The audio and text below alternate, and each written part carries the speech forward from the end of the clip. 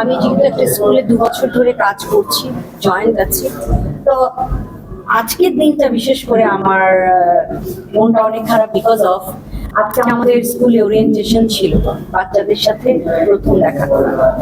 আমি এখন কোথাও লোম দাঁড়িয়ে যাচ্ছে, আমি সিরিয়াসলি। যেটা হয়েছে, যখন আমি ছোট ছোট বাচ্চাদেরকে আসতে দেখলাম, এই দিয়ে আসলো সেই দিয়ে আসলো, আমার দেখার পরে সেই ট্র্যাজেডি কথায় মনে পড়লো যে ওরা কিভাবে চলে গেল।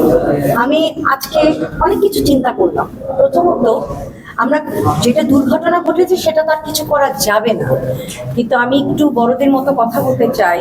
আমি আজকে অনেক ভেবেছি যখন বাচ্চারা এসেছে স্কুলগুলোতে, আমি মনে করি সুরক্ষার একটা ব্যবস্থা করতে হবে। অনেক স্কুলে কিন্তু ফায়ার এক্সিট নাই, একটা ডোর। হ্যাঁ, তাই আমার মনে হয় বাচ্চাদের জন্য 2-3টে পথ তৈরি করে রাখা উচিত।